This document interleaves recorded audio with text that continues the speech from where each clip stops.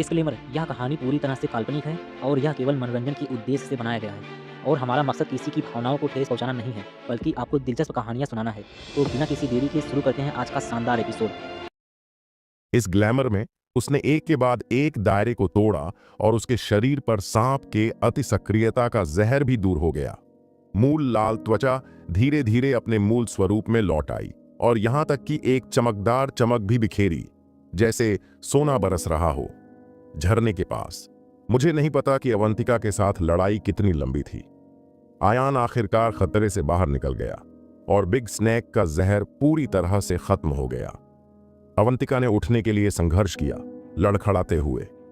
वह दुल्हन का टूटा हुआ तरबूज था, विजय के लिए असहनीय, और आयान की ऊर्जा को अवशोषित करने के बजाय उसने उसे अपना शक्ति दे दिया, जिससे ताकत का एक बड़ा नुकसान हुआ और यहां तक कि एक एरिया भी गिर गया और उसके पैरों पर लाल बिंदु गिर गए, जैसे कि पूरी तरह से खिले हुए बेर के फूल। तीव्र दर्द के कारण उसकी भौहें कसकर सिकुड़ गईं, लेकिन उसकी भौहों के बीच थोड़ा और आकर्षक और वसंत प्रेम था। एक आकर्षक परी की तरह एक मुस्कान दुनिया भर के आदमियों को अपना सिर झुकाने पर मजबूर कर सकती है, यहां तक कि आकाश में देवता भी, मुझे डर है कि आम दिल को भी छू लेंगे। इस समय अवंतिका अचानक नीचे झुकी, आयान को प्यार से देखा, एक पतला हाथ बढ़ाया और उसके गाल को सहलाया। अंत में उसका सिर नीचे किया, चेरी होंठों से उसके माथे को चूमा और फिर कहा, मूर्ख, क्या तुम जानते हो कि मेरे जीवन का सबसे खुशी का दिन वह समय है जब मैं तुम्हारे साथ अंडरग्राउंड महल में फंस गया था। मुझे खून खराबे के बारे में सोचने की जरूरत नहीं है और मुझे स्कूल को पुनर्जीवित करने के मिशन को अपने कंधों पर नहीं लेना है। एक पल के लिए मुझे यह भी लगा कि अगर मैं तुम्हारे साथ वहां मर भी जाऊं तो मुझे कोई पछतावा नहीं होगा। अरे, मुझे बस उम्मीद है कि आज के बाद तुम मुझे नहीं भूलोगे। केवल जब आयान बेहोश था तब उसने अपने दिल की बात कहने की हिम्मत की। तुरंत बाद वह मूड़ी और 6 कमल के फूल उठाए। ऐसा लग रहा था कि वह हार मानने को तैयार नहीं थी, लेकिन अंत में वह चमक उठी और घने जंगल में गायब हो गई। दूसरी तरफ आयान, जो अभी भी बेहोशी की हालत में थी, एक मीठा सपना देख रहा था। उसके सपने में एक महिला उसके साथ घुल मिल जाती थी, कभी फुसफुसाती और गाती, कभी चतुराई से और खुशी से। जब सुनहरी हवा और जेड ओस मिलते हैं तो वह अनगिनत लोगों को जीत लेती है। हालांकि चाहे उसने कितनी भी कोशिश की हो, वह महिला का चेहरा सही से नहीं देख सका और केवल उसके शरीर पर सुगंध को अस्पष्ट रूप से सूंघ सका। इतना ही नहीं, बल्कि सपने में उसने महसूस किया कि उसने अभी भी उस शब्द के साथ बहुत सारे लाल चेहरे बेशर्म काम किए हैं। उस तरह के आकर्षण ने उस पर अभूतपूर्व प्रभाव डाला, जो उसके जीवन को याद रखने के लिए काफी था। मुझे नहीं पता कि उसकी चेतना को धीरे धीरे ठीक होने में कितना समय लगा, और वह महसूस कर सकता था कि वह बहुत ही रहस्यमय स्थिति में था। भले ही आप अपनी आंखें न खोलें, आप केवल अपनी आध्यात्मिक भावना पर भरोसा करके 100 मीटर के दायरे में सभी बदलाव को महसूस कर सकते हैं। 5 इंद्रियों में नाटकीय सुधार हुआ है।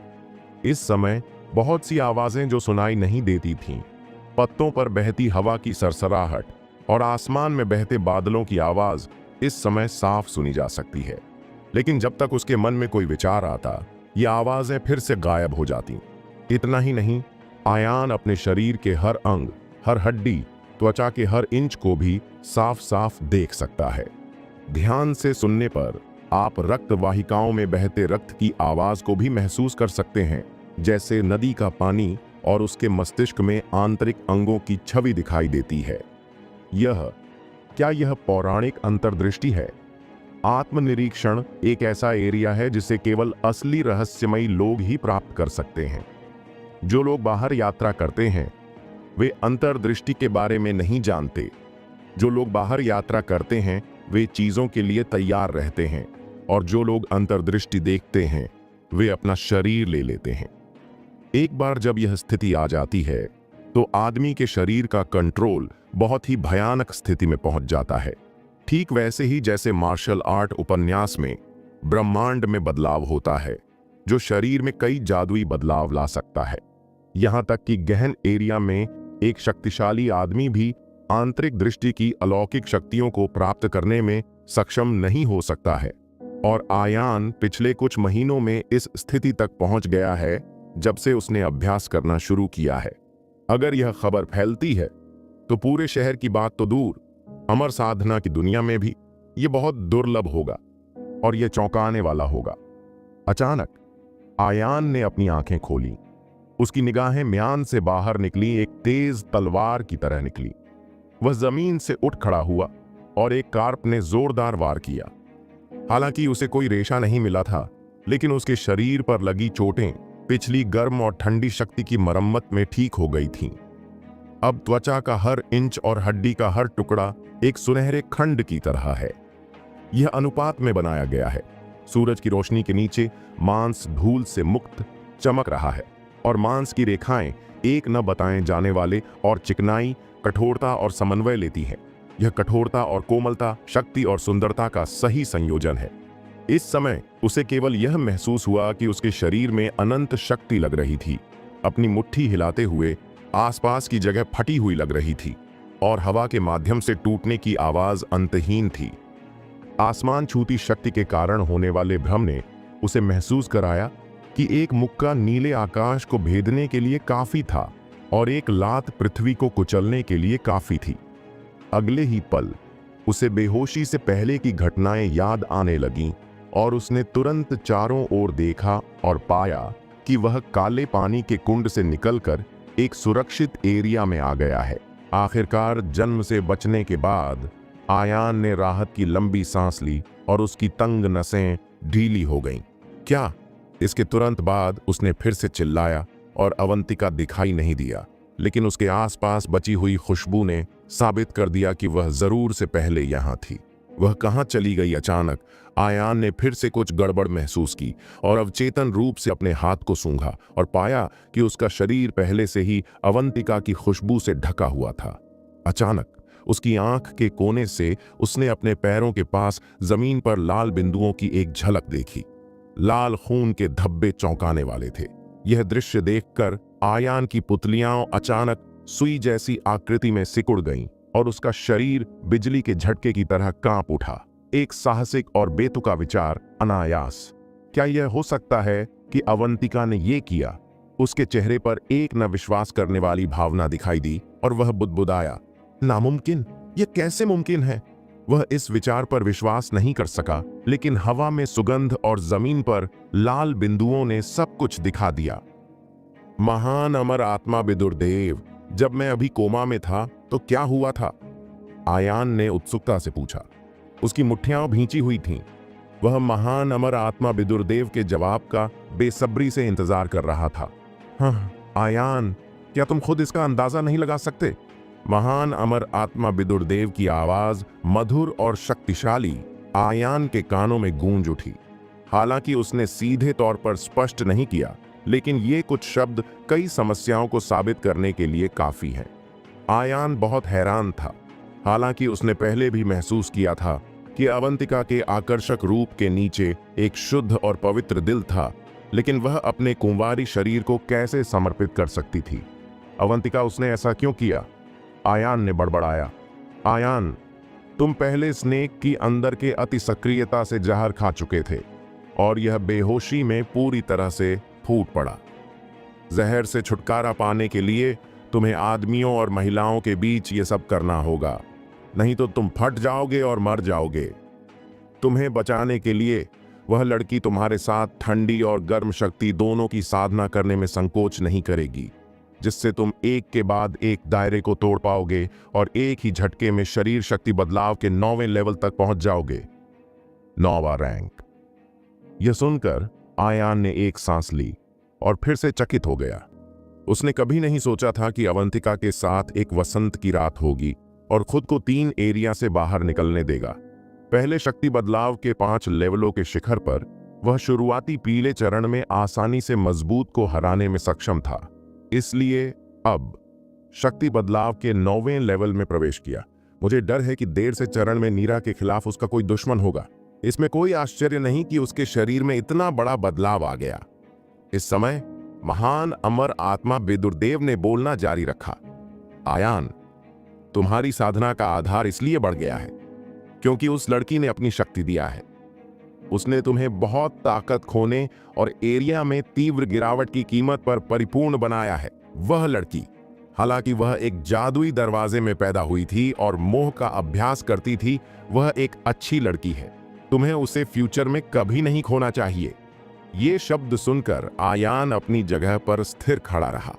हिलने में असमर्थ था, जैसे कि उसे किसी फिक्सेशन तकनीक के अधीन किया गया हो। अवंतिका एक राक्षस लड़की और नीलकंठ स्कूल की वंशज के रूप में शुरू में उसे यह आभास हुआ कि वह क्रूर और निर्दयी है। वह सभी प्राणियों को दुलारने वाले कुत्तों के रूप में मानता था और हर मोड़ पर लोगों के जीवन को नुकसान पहुंचाता था और कभी भी दयालु नहीं होगा। लेकिन इस छोटी सी राक्षस लड़की ने सच में उसके लिए चुपचाप इतना कुछ चुकाया और उसे कुंवारी शरीर भी दी। इससे भी जरूरी बात यह है कि अगर महान अमर आत्मा विदुरदेव ने उसे याद नहीं दिलाया होता तो उसे अंधेरे में रखा जाता और उसे पता ही नहीं चलता कि क्या हुआ। सुंदरता की कृपा को स्वीकार करना सबसे कठिन है। वह इस दयालुता का बदला कैसे चुका सकता है? आयान झरने के पास ही रुक गया। जब अंधेरा हो गया तो उसने अवंतिका को वापस आते नहीं देखा। उसने असहाय होकर अपना सिर हिलाया। उसके दिल में मिली जुली भावनाएं थीं। अंत में उसने चुपचाप आह भरी। उसका चेहरा चमक उठा और वह दूर उड़ गया। यानडांग पर्वत में एक आकृति बिजली की तरह तेज गति से गुजरी, हवा में एक छाया छोड़ती हुई। यह आयान था। हालांकि जब वह देवगिरी पर्वत के किनारे पर पहुंचने वाला था तो उसकी गति धीमी हो गई, हमेशा अपने आसपास की हवा और घास पर ध्यान देते हुए, और उसके चेहरे पर शर्म दिखाई दी। आखिरकार उसके कपड़े लंबे समय से सांप के जहर से खराब हो चुके थे। इस समय वह नंगा और बिना पहने था। अगर उसे आसपास के लोगों ने देखा तो वह शायद एक बिगड़ा हुआ आदम कहलाएगा। लेकिन इस समय दक्षिण पूर्व से कुछ मील की दूरी पर एक ऊंची और कठोर चीख थी। आ हा आ, मदद करो। मदद के लिए इस पुकार को सुनकर आयान की भावना में भारी बदलाव आया और बिना किसी हिचकिचाहट के वह उस दिशा में भाग गया। शक्ति बदलाव की अपनी 9 परतों की वर्तमान शक्ति के साथ बस कुछ सांसों में वह चीख के स्रोत की ओर दौड़ा। आयान ने लड़की को देखा जिस पर 2 मजबूत आदमी एक के बाद एक हमला कर रहे थे और उसके पास कोई रास्ता नहीं था। दूर से देखने पर लड़की की उम्र लगभग 20 साल थी। उसका चेहरा सुंदर था। दूर के पहाड़ों जैसी सुंदर भौहें, शरद ऋतु के पानी जैसी आंखें, छोटा चेरी मुंह, लाल होंठ और सफेद दांत, और कमजोर जैसी पतली आकृति। कुछ हद तक दयनीय स्वभाव वाली एक मानक शास्त्रीय सुंदरता है, जैसे किसी महिला की तस्वीर से बाहर निकलकर बाहर आना। सबसे आश्चर्यजनक बात यह है कि उसका रंग भ्रामक रर और बेदाग है और वह बर्फ की त्वचा और जेड त्वचा शब्द की हकदार है। आयान जिन लड़कियों को जानता था उनमें से रिया के शरीर की वजह से ठंडे शरीर और सबसे गोरे रंग के साथ पैदा हुई थी, लेकिन वह अभी भी अपने सामने वाली महिला से कमतर थी। हालांकि इस समय उसका चेहरा पीला पड़ गया था और उसकी आंखों के कोनों में आंसू भी थे, जैसे कि वह पहले कभी नहीं डरी थी, और उसका शरीर बेकाबू होकर कांप रहा था। 2 बड़े लड़के, एक लंबा और दूसरा छोटा, जाहिर तौर पर स्थानीय थे, जिनकी त्वचा सांवली और शरीर मजबूत था और उनकी आंखें लड़की को बेईमानी से देख रही थीं। अचानक लंबे आदमी ने अपनी जीभ छाटी और मुस्कुराया। मिस आरजू, आपको अपनी ऊर्जा बचानी चाहिए। इस बंजर पहाड़ में आप बस अपना गला टूटा हुआ कहते हैं और कोई भी आपको बचाने नहीं आएगा। आप जो करना चाहते हैं गड़बड़ मत करो, नहीं तो आपका बाकी जीवन जेल में बीतेगा, लड़की ने जोर से कहा। हालांकि उसके कांपते हुए आवाज ने उसके दिल में तनाव और डर को प्रकट किया। न केवल इसका कोई धमकी भरा प्रभाव नहीं था, बल्कि इसने लोगों को आत्मनिरीक्षण की भावना दी। हे मिस आरजू, आप शहर में एक लड़की के साथ एक बार खुश हो सकती है। भले ही आप गिरफ्तार हो जाएं, हमारे भाई इसे पहचान लेंगे। 3 साल का खून कमाया और मौत की सजा का कोई नुकसान नहीं। पीछे का छोटा आदमी निर्दयी है। निर्दयता से उसके चेहरे पर एक उत्साहित लाल रंग दिखाई दिया। इस समय लड़की ने अपने साथ ले जा रहे बैग से नकदी की एक गड्डी निकाली जो कई हजार रुपए जितनी थी, और जोर से बोली, प्लीज मुझे जाने दें, मैं आपको बहुत सारे पैसे दे सकती हूँ। अगर ये काफी नहीं है तो मैं बाद में जब मैं बाहर जाऊंगी तो आपके लिए इसे ले आऊंगी। लंबा आदमी तिरस्कार पूर्वक मुस्कुराया और कहा, मिस आरजू, आप हमें मूर्ख मानते हैं। जब हम शहर पहुंचेंगे मुझे डर है कि आप हमें गिरफ्तार करने के लिए पुलिस को बुलाएंगी। आज आप हमारे भाइयों के साथ खुशी खुशी जाएंगी और सुनिश्चित करेंगी कि आप बिना किसी नुकसान के निकल जाएं। नहीं तो पर्वत इतने बड़े और दुर्गम हैं, भले ही आप दफना दें, 10 या 8 साल में कोई भी इस पर ध्यान नहीं देगा। यह सुनकर लड़की की खूबसूरत आंखें काली पड़ गईं, मानो उसकी सारी ताकत खत्म हो गई हो। उसका चेहरा निराशा से भर गया और वह बुदबुदाई, क्यों? यह कैसे हो सकता है? क्यों? भगवान इतना सही क्यों है? मिस आरजू, दोष केवल आप पर है। आप बहुत सुंदर हैं और आप अकेले बाहर आने और पहाड़ों और जंगलों में भागने की हिम्मत करती हैं। क्या यह एक लुभावना अपराध नहीं है? हमारे भाई कई सालों से गाइड हैं, लेकिन यह पहली बार है जब मुझे जीवन में एक बार मिलने वाला यह अवसर मिला है। यदि आप अपनी जल आत्मा के शरीर का आनंद नहीं लेते हैं तो यह एक हिंसक बात होगी। लंबा आदमी मुस्कुराया। यह सुनकर आयान, जो कुछ दूर नहीं छिपा था, समझ गया कि क्या हुआ। यह लड़की होनी चाहिए जो खेलने के लिए बाहर आई थी और उसने इन 2 स्थानीय पहाड़ी लोगों को गाइड के रूप में काम पर रखा था। नतीजतन इन दोनों लोगों के पास बुरे इरादे और जानवर थे और जानबूझकर लड़की को इस जंगल में ले गए और उस जानवर जैसी हरकत करने के लिए तैयार हो गए। अगर आज आयान यहां से गुजरे तो मुझे डर है कि लड़की अपवित्र हो जाएगी और बर्बाद हो जाएगी। इस समय छोटे आदमी ने फिर से हिप्पी की तरह मुस्कुराया। मिस आरजू, जब तक आप सहयोग करती हैं यह जल्द ही खत्म हो जाएगा, और ऐसा करने से न केवल हमारे भाइयों को खुशी होगी बल्कि आप भी बहुत सहज रहेंगी। शायद तब आप अभी भी हमारे भाइयों को छोड़ना बर्दाश्त नहीं कर सकती। ये गंदी भाषा सुनकर लड़की ने अपने चांदी के दांत भींचे और कहा, बेशर्म, तुम दोनों जानवरों से भी अच्छे नहीं हो। हाँ, तुम इसे शाप दे सकते हो। अगर तुम लकड़ी के टुकड़े की तरह गतिहीन हो तो हमारे भाई अभी भी रुचि से बाहर हैं। जैसा कि उसने कहा, छोटे आदमी ने नमकीन स्वर का हाथ बढ़ाया और उसे लड़की की ओर पकड़ लिया। इसे रोको। इस समय उनके पीछे से एक बहरा गर्जन आया। यह सुनकर दोनों पहाड़ी लोग चौंक गए। उन्होंने कभी यह उम्मीद नहीं की थी कि जंगल में दूसरे लोग भी मौजूद होंगे, और उन्होंने तुरंत अपना सिर घुमाकर पीछे देखा। लड़की, जो पहले से ही निराशा में थी, उसकी आंखें चमक उठीं, जैसे किसी डूबते हुए आदमी ने उद्धारकर्ता को देखा हो। उसने आवाज के स्रोत को भी देखा। हालांकि अगले ही पल उन तीनों की नजरों में एक नग्न आकृति दिखाई दी, नग्न और नग्न, पहाड़ों में एक जंगली आदमी की तरह। तीनों की अजीब निगाहों ने आयान के गालों को लाल कर दिया और उसने अवचेतन रूप से आगे बढ़कर अपने पेट के 3 इंच नीचे के हिस्से को ढक लिया। हाँ। अचानक लंबा आदमी बेईमानी से हंसने लगा।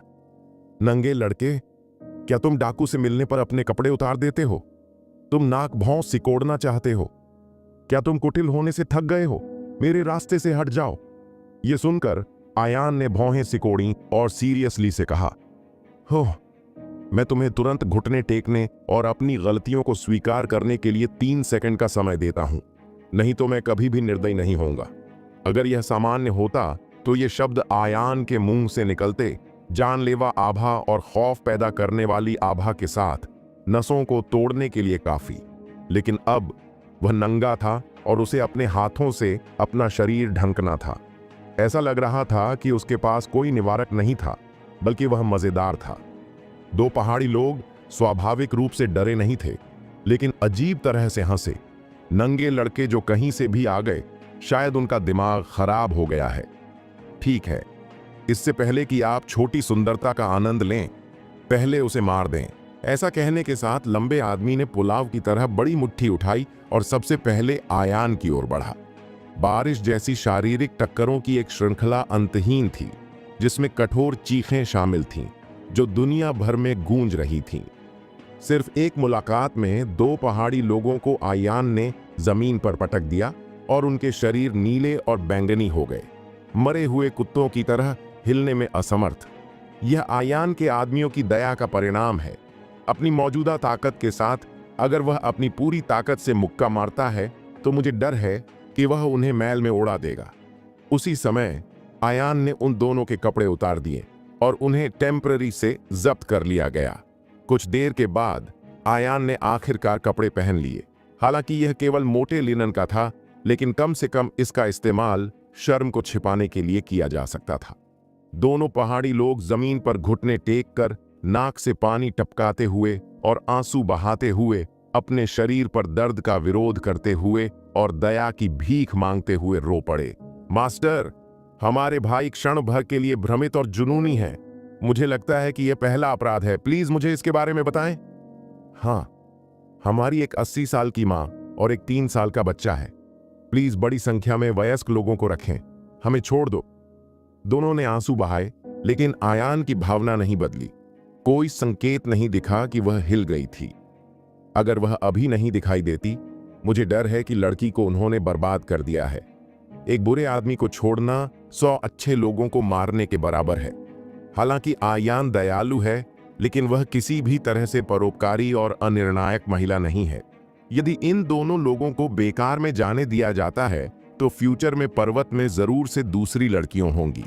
जब उसने यह सोचा तो आयान की आंखें चाकू की तरह तेज हो गईं और एक ठोस हत्या का इरादा फैल गया और उसकी आवाज गरजने जैसी थी। हम मृत्युदंड के अपराधों को माफ कर दिया जाता है, लेकिन जीवित अपराधों से नहीं बचा जा सकता है।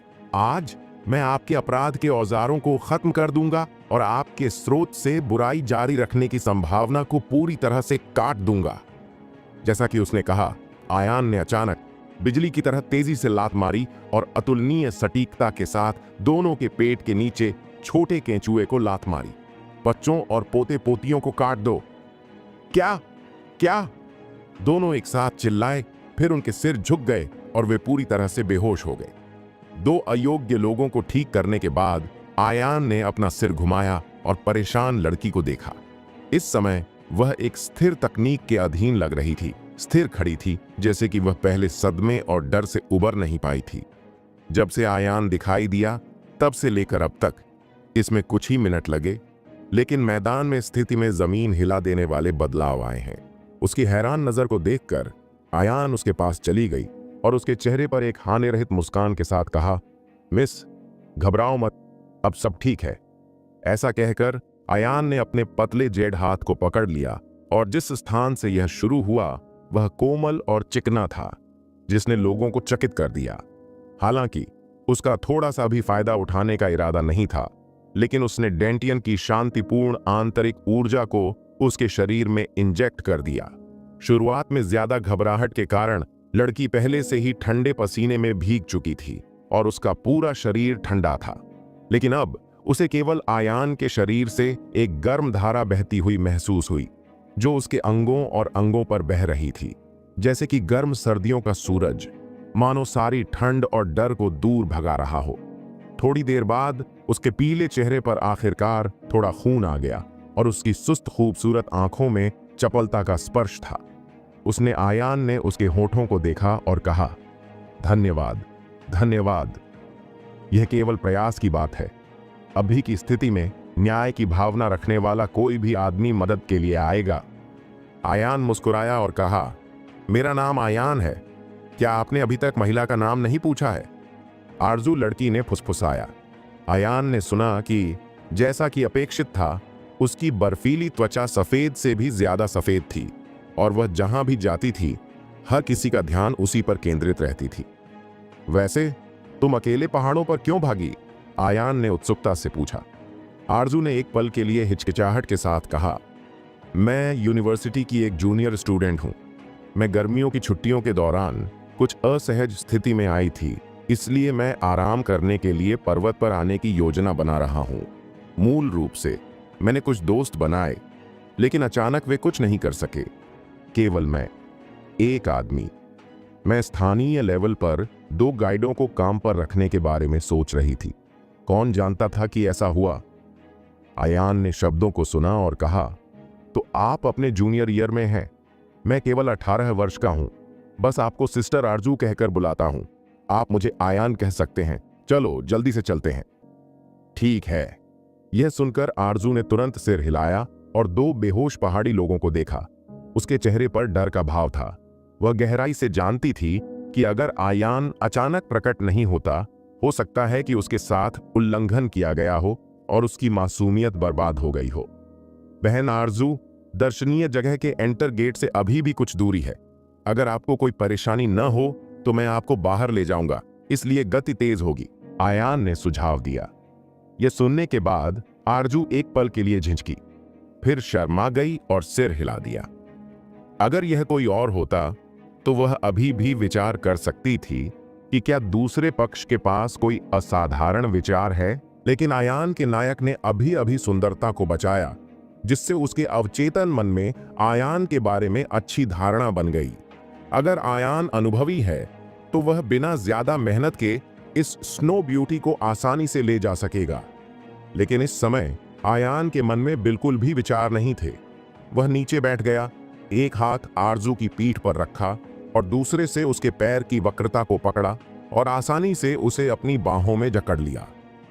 आरजू का शरीर बहुत हल्का था, मानो वह वजन महसूस नहीं कर सकता था। अब गर्मी का मौसम है और उसके ऊपरी शरीर की शर्ट का कपड़ा थोड़ा पतला है और दोनों एक दूसरे से कसकर जुड़े हुए हैं, लेकिन आयान अभी भी कमजोर और कमजोर शरीर को महसूस कर सकता है और कुंवारी खुशबू उसकी नाक में तैरती है जो ताजा है। दूसरी तरफ आरजू के गाल पर दो लाल बादल उड़ गए, जिससे वह बेहद शर्मीला हो गया। उसकी ट्यूशन बेहद सख्त है। हालांकि वह पहले से ही एक जूनियर है, लेकिन यह पहली बार है जब उसका विपरीत के साथ इतना करीबी संपर्क है। इस समय आयान पर आदमी आभा ने उसे सभी दिशाओं से घेर लिया, जिससे उसे सुरक्षा का अनोखा एहसास हुआ। इस समय आरजू के दिमाग में अचानक से दिखा कि जब आयान दिखाई दिया तो वह कैसा दिखता था। हालांकि यह सिर्फ एक झलक थी, लेकिन महिलाओं की आरक्षितता के कारण उसने इसे देखने की हिम्मत नहीं की। लेकिन परफेक्ट 8 पैक एब्स और मांसपेशियों की रेखाओं ने उस पर गहरी छाप छोड़ी। इसमें कोई शक नहीं है कि आयान उस तरह के आदमी से संबंधित है जो कपड़ों में पतला दिखता है और कपड़े उतारते समय मांसल होता है। जहां तक शरीर की बात है तो फिटनेस कोच भी उससे बहुत पीछे हैं। मुझे नहीं पता कि उसके दिमाग में कौन से आकर्षक दृश्य आए। आरजू का चेहरा अचानक लाल हो गया और वह बहुत शर्मिंदा थी। उसके सुंदर चेहरे पर मूल सफेद और निर्दोष त्वचा इस समय ऐसा लग रहा था जैसे कोई जलता हुआ बादल उड़ रहा था और यह पतली गर्दन तक फैल गया। दूसरी तरफ आयान को उसके शरीर पर अजीबोगरीब चीजों की बिल्कुल भी परवाह नहीं थी। उसने अपने पैरों को हवा से भर लिया और हवा उसके पैरों के नीचे बह रही थी और वह पहाड़ों की ओर बह गया। रास्ते में उसने बहुत ही सज्जनता से व्यवहार किया और अपने हाथों और पैरों का फायदा उठाने का अवसर नहीं लिया, जिससे आरजू की उसके बारे में धारणा थोड़ी बेहतर हो गई।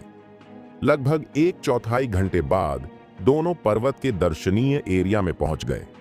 लोग आते जाते रहे और वे अंतहीन रूप से बहते रहे। आयान ने आरजू को अपनी बाहों से नीचे उतारा, लेकिन आरजू के दिल में एक बड़ी लहर थी जो बिना किसी लाभ के हैरान थी। तुम्हें पता है, वह और दो पहाड़ी लोग दुर्गम जंगल में पहुंचने से पहले बहुत देर तक चले और आयान उसे वापस ले गया और वापस लौटने में केवल 1/4 घंटा लगा, जो सच में न विश्वास करने वाला है। बहन आरजू, अब तुम सुरक्षित हो और कुछ नहीं है, चलो बस अलग हो जाओ। आयान के बोलने के तुरंत बाद उसका पेट चीख उठा। जब से वह अंडरग्राउंड महल में फंसा था, उसने कई दिनों से कुछ नहीं खाया था। भले ही वह 8 सुनहरे तालों की बेड़ियों से मुक्त हो और खुद को पूरक करने के लिए स्वर्ग और पृथ्वी की जीवन शक्ति को अवशोषित कर सकता है, फिर भी उसका शरीर सहज रूप से भूखा महसूस करता है। यह अजीब आवाज सुनकर आरजू मुस्कुराई और धीरे से कहा, आयान, तुम मेरे उद्धार करता हो। कम से कम मुझे तुम्हें रात का खाना खिलाने दो और तुम्हारा शुक्रिया अदा करो। मुझे पता है कि पास में एक अच्छा रेस्टोरेंट है, मुझे यह बहुत पसंद आएगा। आयान ने जब ये शब्द सुने तो वह पाखंडी नहीं था और सहमति में सिर हिलाया। अब वह पैसे से वंचित है और यहां तक कि कपड़े भी 2 पहाड़ी लोगों से चुने गए हैं। अगर वह लखनऊ लौटना चाहता है तो उसे टिकट खरीदने के लिए आरजू से पैसे उधार लेने पड़ सकते हैं। इस समय आयान को मास्टर वीरेंद्र और नीरज के बारे में सोचना पड़ा, जो उसके साथ आए थे। अंडरग्राउंड महल में पहले जब सांप दिखाई दिया तो दोनों ने मार्ग से भागने के लिए कुछ बचे लोगों का पीछा किया और उन्हें नहीं पता था कि वह जिंदा था या मरा हुआ। आयान, मेरी कार दर्शनीय जगह के गेट पर खड़ी है, चलो अब चलते हैं।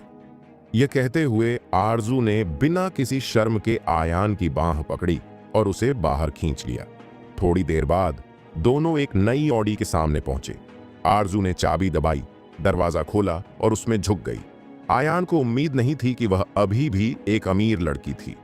ये ऑडी हालांकि फेरारी, लैम्बोर्गिनी और मासेराती जैसी सुपरकारों के बराबर नहीं है, लेकिन इसकी कीमत भी 5 से 6 लाख है।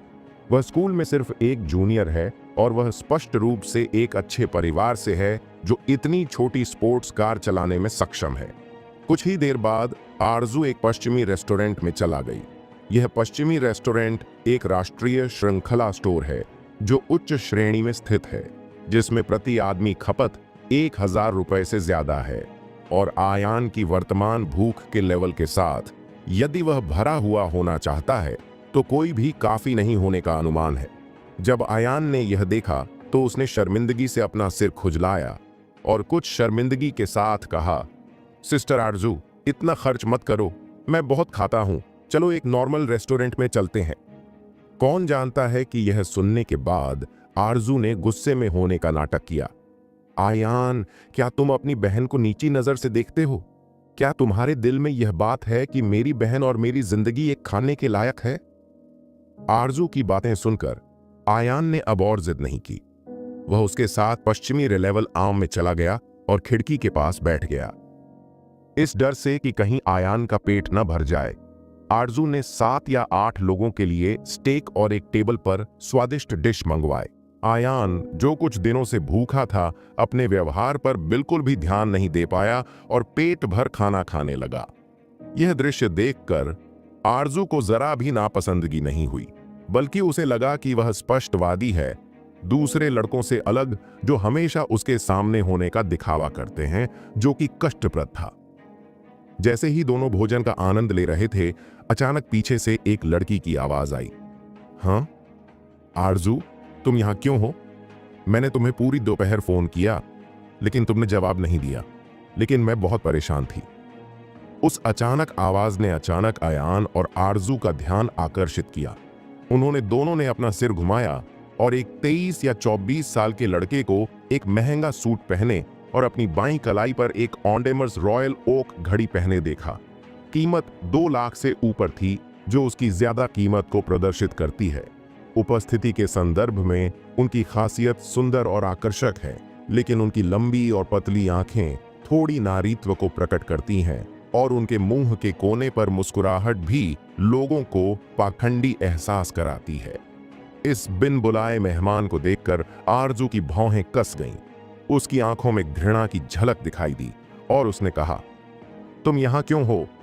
घृणा के अलावा उसके आवाज में कुछ आश्चर्य था। आरजू, मुझे अभी तुम्हारे अंकल शांतनु से खबर मिली कि तुम घूमने के लिए पर्वत पर आई हो, इसलिए तुरंत अपना काम छोड़कर तुम्हारे पास आ गया। कौन जानता था कि मैंने तुम्हें पूरी दोपहर फोन किया, तुम मुझे वापस नहीं करोगे। प्रतीक, मुझे मिस आरजू मत कहो, हम एक दूसरे से इतने परिचित नहीं हैं। आरजू की आवाज अचानक बेहद ठंडी हो गई और जब उसने अभी अभी आयान का सामना किया तो वह बिल्कुल अलग था। आरजू, मैं तुम्हें खोजने के लिए इतनी दूर भागा तो तुमने मेरे साथ ऐसा व्यवहार किया। इसके अलावा हमारा परिवार एक पारिवारिक मित्र है और अंकल शांतनु ने भी जानबूझकर तुम्हें मुझसे जोड़ा है। जब तक तुम सिर हिलाओ आकाश में चांद को छोड़कर, नहीं तो मैं तुम्हें जो चाहो ढूंढ लूंगा, प्रतीक ने लगन से कहा। हालांकि इन शब्दों को सुनने के बाद आरजू को लगा कि वह पाखंडी है और उसने ठंडे आवाज में कहा, प्रतीक, मैं तुम्हें पसंद नहीं करूंगा, ऐसे अशिक्षित आदमी। मेरे पिताजी के वादे का मतलब यह नहीं है कि मैंने वादा किया था उससे शादी करने के लिए मिलते हैं। जैसे ही यह टिप्पणी सामने आई, प्रतीक का चेहरा एकदम बदल गया और उसकी आंखों में अंधेरे की छाया चमक उठी। आरजू के रवैये ने उसे गुस्से से कांपने पर मजबूर कर दिया और उसने अपनी मुट्ठियां भींच लीं।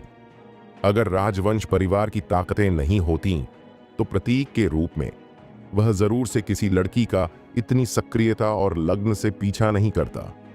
अब कौन जानता है, लेकिन एक गर्म चेहरे और एक ठंडे गधे के साथ अचानक प्रतीक की आंखें भीग गईं और उसने सख्ती से कहा, आरजू, मैं तुमसे एक आखिरी वाक्य पूछूंगा, क्या तुम मेरा अनुसरण करोगी? उसकी आंखें फटी जा रही थीं और उसके दांत भीगे हुए थे, जैसे कि एक बार उसे अस्वीकार कर दिया गया, वह जिद करके आगे बढ़ेगा और आरजू की ओर अपनी मुट्ठी फेंक देगा। अचानक आयान, जो पहले चुप था, ने डांट लगाई। प्रतीक को अपने होठों को सिकोड़ते हुए देखा और तिरस्कार पूर्वक कहा, किस कुत्ते ने इसे नहीं रोका और यहां भौंकने के लिए दौड़ा? ये शब्द अखाड़े में गरज की तरह फट गए। प्रतीक ने कभी उम्मीद नहीं की थी कि उसके सामने खड़ा अजीब लड़का उसकी तुलना एक जंगली कुत्ते से करेगा। एक पल के लिए उसे लगा कि उसे पहले कभी इतना अपमानित नहीं किया गया था। उसके शरीर में भयंकर गुस्सा भड़क रहा था। उसके माथे से हरी नसें और जड़ें उभरी हुई थीं। आयान को देखती हुई आंखें दुश्मनी से भरी हुई थीं और वह उसे जिंदा निगल जाना चाहता था। आरजू, तुम सिर्फ इस बदबूदार मुर्गे के साथ खाने के लिए ब्राइट सिटी से पर्वत तक भागे? उसने जो कपड़े पहने हैं वे सड़क किनारे खड़े भिखारी से भी मेल नहीं खा सकते। इस समय आयान ने दो पहाड़ी लोगों के कपड़े पहने हुए थे। वे पैच से ढके हुए थे। उन्हें नहीं पता था कि उन्हें कितने सालों से धोया नहीं गया था। काले धब्बों की एक परत मूल रंग को ढक रही थी और बहुत खट्टा लग रहा था। आरजू ने जब ये शब्द सुने तो उसे गुस्सा आ गया और उसने कहा, प्रतीक, तुम्हें आयान से ऐसा कहने की अनुमति नहीं है, इसलिए प्लीज आयान से माफी मांगो। हालांकि आरजू को इस तरह से आयान की रक्षा करते देख प्रतीक और भी ज्यादा गुस्सा और ईर्ष्यालु हो गया और बहुत गुस्से वाली मुस्कान के साथ कहा, ठीक है आरजू, मुझे इस बदबूदार मुर्गा के साथ खाने दो। क्या यह मुमकिन है कि तुम दोनों के पास एक पैर हो? मुझे इसकी उम्मीद नहीं थी। तुमने मेरे सामने बुरा होने का नाटक किया और तुमने अपने हाथों को इसे छूने भी नहीं दिया। इस तरह के कचरे के लिए अच्छा है। क्या यह इसलिए है क्योंकि वह इतना प्रतिभाशाली है कि वह बिलेवल में आराम से आपकी सेवा करेगा ताकि आप स्वाद को समझ सकें और वह उससे पूरी तरह से अविभाज्य है।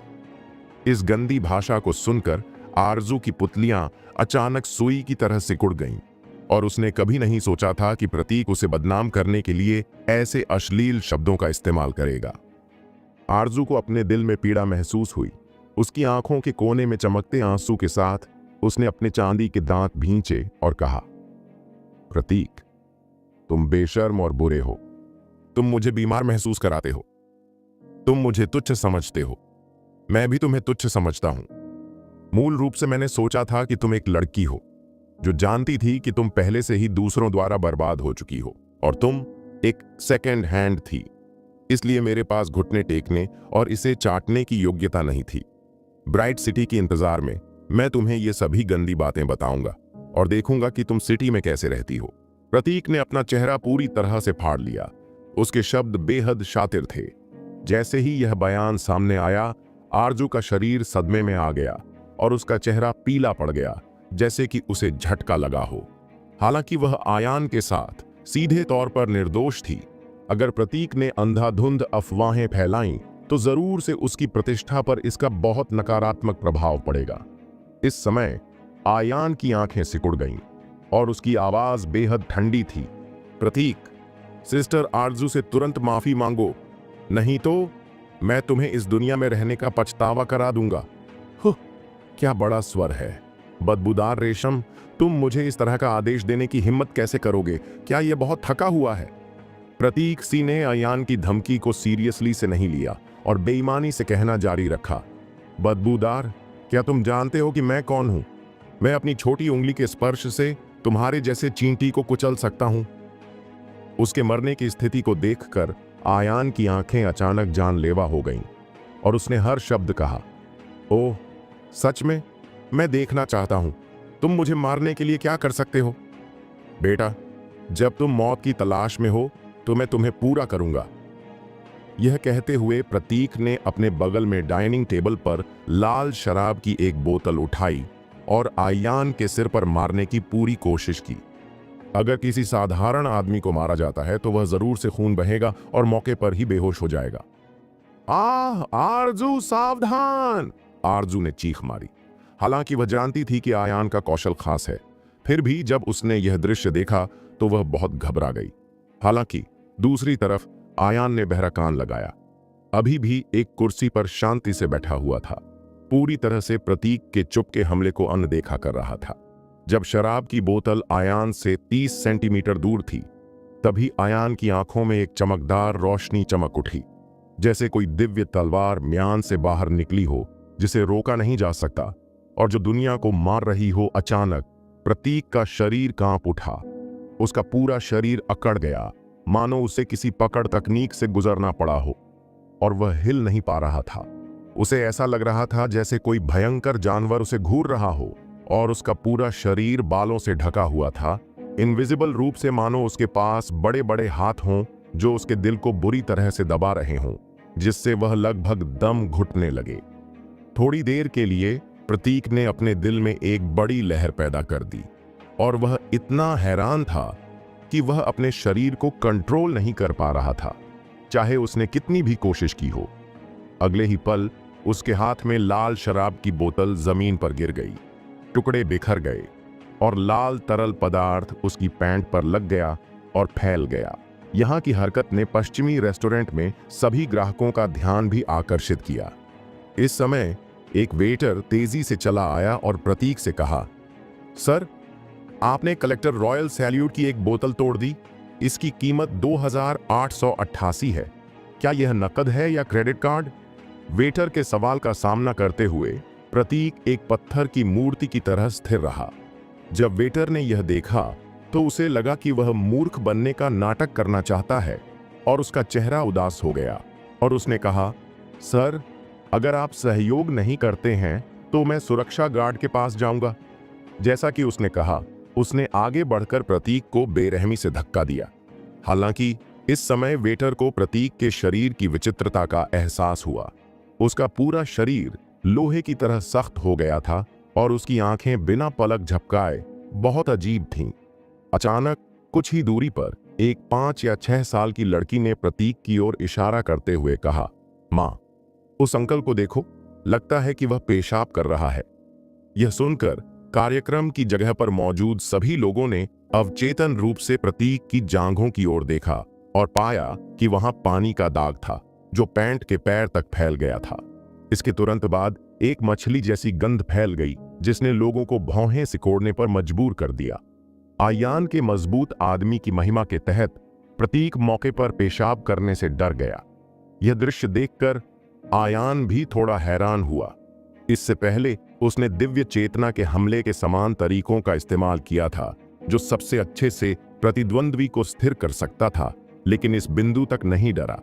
उसने उम्मीद नहीं की थी कि वह आरजू और उसके ठंडी और गर्म शक्ति ने बेहोशी से पहले की साधना को दोगुना कर दिया और कुंवारी लड़की की पेशकश भी की, जिससे उसकी ताकत छलांग और सीमा से बढ़ गई और उसे एक झटके में शक्ति बदलाव के 9वें चरण में पदोन्नत किया गया और उसकी आध्यात्मिक चेतना स्वाभाविक रूप से उससे भी ज्यादा बेहतर हो गई। दूसरी ओर प्रतीक जैसा आदमी, जो सप्ताह के दिनों में बहुत समय और बेलगाम फूल खर्च करता है, लंबे समय से शराब से खोखला हो गया है और उसकी इच्छा शक्ति बेहद कमजोर है। इसलिए आयान की गवाही के तहत उसकी आत्मा पूरी तरह से ढह गई और उसने एक बड़ा मजाक किया जो बेहद शर्मनाक था। पश्चिमी रेस्टोरेंट में सार्वजनिक रूप से असंयमित दिखने वाले प्रतीक को देखकर सभी ग्राहकों के चेहरे पर साफ नफरत और अवमानना दिखाई दी। मछली की गंध फैल गई। इस समय आयान आरजू को देखने के लिए मुड़ा और कहा, सिस्टर आरजू, ये मैले कुत्ते बहुत घृणित हैं, चलो।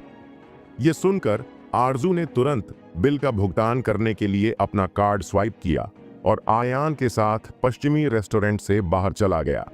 जब तक आयान पूरी तरह से सबके सामने गायब नहीं हो गया, तब तक प्रतीक ने अपनी आत्मा को झटका दिया और अपने शरीर पर अपना कंट्रोल वापस पा लिया। हालांकि उसके चेहरे पर एक स्थायी भाव था और बनियान ठंडे पसीने में भीग गई थी, जैसे कि उसने जिंदगी और मौत की लड़ाई का अनुभव किया हो। इस समय पश्चिमी रेस्टोरेंट के सुरक्षा गार्ड एक साथ इकट्ठे हुए और प्रतीक को घूरते हुए देखा। बदबूदार लड़के कहाँ हैं? हमारे रेस्टोरेंट में जंगली दौड़ने और मरने की हिम्मत कैसे हुई? इसके साथ ही सुरक्षा गार्डों ने प्रतीक को घूंसे और लातें मारनी शुरू कर दी। आहा, तुमने अभी अभी काफी नहीं खाया है या मुझे कोई और जगह ढूंढनी चाहिए? सिस्टर आरजू, कोई जरूरत नहीं है, मैंने बहुत खा लिया है, आयान ने मुस्कुराते हुए कहा। सही। अचानक आरजू को कुछ याद आया और उसने सावधानी से पूछा, आयान, अभी अभी प्रतीक, क्या यह हो सकता है कि यह तुमने किया हो? आरजू के दिमाग में आयान एक बहुत ही रहस्यमय अस्तित्व है। नंगा एल्डर फल गहरे पहाड़ और पुराने जंगल में लहरा रहा था और एक झटके में यह दो शातिर पहाड़ी लोगों को वश में करने में सक्षम था। अभी अभी पश्चिमी रेस्टोरेंट में प्रतीक अपनी आभा से पेशाब करने से भी डर गया था। आरजू का सवाल सुनकर आयान थोड़ा मुस्कुराया और हल्के से कहा, छोटी नक्काशी का कौशल काफी नहीं है। सिस्टर आरजू, अगर उसने फ्यूचर में आपको धमकाने की हिम्मत की तो आप मुझसे पूछ सकती हैं, मैं उसे साफ और आज्ञाकारी बनाने का वादा करता हूं। जैसे ही उसने यह कहा, आरजू ने अपने दिल में केवल एक गर्म धारा महसूस की और आयान की आंखों में नजर थोड़ी ज्यादा कोमल थी। क्योंकि आयान अपना मोबाइल फोन नहीं लाया था, उसने आरजू को अपना फोन नंबर बताया और फिर वह जाने वाला था। अचानक उसके चेहरे पर थोड़ी शर्म दिखाई दी और कहा, सिस्टर आरजू, मेरे साथ पहले यानडांग पहाड़ों में कुछ दुर्घटनाएं हुई थीं और अब मेरे पास पैसे नहीं हैं। क्या आप मुझे घर जाने के लिए थोड़े पैसे उधार दे सकती हैं? बेशक, कोई समस्या नहीं, आरजू ने कहा और तुरंत बैग में मौजूद सारी नकदी निकालकर आयान को दे दी, जो हजारों डॉलर थी। आयान, अगर फ्यूचर में आपको ब्राइट सिटी का मौका मिले तो आपको मेरे पास आना चाहिए, आरजू ने कहा। चिंता मत करो, मिस आरजू जैसी खूबसूरत महिला है, मैं बहुत देर से आने के लिए बहुत खुश हूं, आयान ने मुस्कुराते हुए कहा। मुझे नहीं पता कि क्यों आयान द्वारा सुंदरता के रूप में प्रशंसा किए जाने पर आरजू का चेहरा लाल हो गया और उसके मूल सफेद गाल मार्च के सुंदर फूल की तरह कोमल हो गए। सिस्टर आरजू, अगर हमारी किस्मत में है तो हम फिर से मिलेंगे, आयान ने कहा। आरजू का हाथ हिलाया, फिर मुड़कर चला गया। उसकी ओर देखते हुए आरजू के होंठ थोड़े से खुले और उसने बात करना बंद कर दिया। आयान को रोकने की कोशिश की, लेकिन आखिरकार कुछ नहीं बोला और चुपचाप आहें भरी। आयान ने नवीनतम हाई स्पीड ट्रेन ली और लखनऊ वापस आ गया। आधी रात हो चुकी थी। रणविजय घर पर नहीं है, वह हमेशा बाहर रहता है और उसके लिए कई महीनों तक घर नहीं जाना आम बात है। खासकर उसकी असली पहचान जानने के बाद आयान को अब उसकी सुरक्षा की चिंता नहीं रही। उस उत्तम गोली को लेने के बाद रणविजय स्वर्ग के दायरे में लौट आया और पूरे इंडिया में केवल मुट्ठी भर लोग थे जो उसे धमकी दे सकते थे। इस समय आयान ने अपना मोबाइल फोन निकाला और पाया कि सैकड़ों मिस्ड कॉल और टेक्स्ट मैसेज थे। वह इतने दिनों से लापता है और अनगिनत लोग उसकी सुरक्षा को लेकर चिंतित हैं। उनमें से रिया उसे लगभग हर सुबह, दोपहर और रात को फोन करती थी। इसके अलावा ओमकार मल्होत्रा और दूसरे लोग भी उसे फोन करते थे। हालांकि सबसे पागल तो सानवी है। उसने अकेले ही आयान को सैकड़ों कॉल किए, जैसे कि एक जानलेवा सीरियल कॉल। बेशक आयान अपने दिल में जानती थी कि यह उसका दिखावा था कि उसे खुद की परवाह है और वह खुद को गर्म होने से नहीं रोक पाई। तुरंत आयान ने उन्हें वापस कॉल करके बताया कि वे सुरक्षित हैं। इस समय फोन अचानक फिर से बज उठा। इससे पहले वैली ऑफ मेडिसिन के मास्टर बैजनाथ ने अपनी ताकत के बिना आयान को उकसाया था। गोली की लड़ाई की हार के बाद उसने कई दूसरे मास्टर्स के साथ मिलकर आयान को मारने के लिए भूतिया ब्लेज का भी इस्तेमाल किया। नतीजतन आयान ने अपनी शक्ति दिखाई, दिव्य अग्नि शक्तिशाली दुश्मन को तोड़ दिया और यहां तक कि कई योद्धा भी धुएं में जल गए। उसके बाद आयान ने विनम्र देवराज का समर्थन किया और मेडिसिन गॉड वैली का नया मालिक बन गया। अगले ही पल देवराज की आवाज आयान के कानों में गूंजी। मास्टर आयान, आप फोन का जवाब दे रहे हैं। आपने पहले जो खजाने उठाए थे उन्हें कुछ दिन पहले आपके अनुरोध के अनुसार सूझो और हांगजो भेज दिया गया है। किंगटेंग क्लब, जब यह आपके लिए सुविधाजनक हो तो आप निरीक्षण में जा सकते हैं। अगर आपको अभी भी कुछ कमी है तो बस अपना मुंह खोलें। मैं मास्टर आयान के लिए अपना सर्वश्रेष्ठ प्रदर्शन करूंगा। अच्छा काम। जब मेरे पास समय होगा तो मैं निरीक्षण में जाऊंगा। इसके बाद आयान ने देवराज की कुछ और शब्दों में प्रशंसा की, फिर फोन काट दिया और जल्दी से क्लब में चला गया। क्लब हाउस में पहुंचने के बाद उन्होंने पाया कि देवराज ने सच में सहमति के अनुसार सैकड़ों प्राकृतिक खजाने उनके पास पहुंचाए थे। स्वर्ग, भौतिक और पृथ्वी के ये खजाने सैकड़ों वर्षों से मेडिसिन गॉड वैली का संग्रह है। हर पौधा कीमती है। भले ही आम लोगों के पास धन का खजाना हो, लेकिन उनके पास शायद इसे खरीदने का कोई तरीका नहीं है, क्योंकि उसने अवंतिका की कुंवारी शक्ति प्राप्त की और संयुक्त दोहरी साधना के बाद आयान की ताकत छलांग और सीमा से आगे बढ़ गई है और वह शक्ति बदलाव के 9वें एरिया में आगे बढ़ गया है। अगर यह एक और उत्तम गोली को परिष्कृत करने के लिए होता, भले ही यह पीले एरिया के अंतिम चरण में नीरा के खिलाफ हो, मुझे डर है कि यह एक अच्छा सौदा होगा।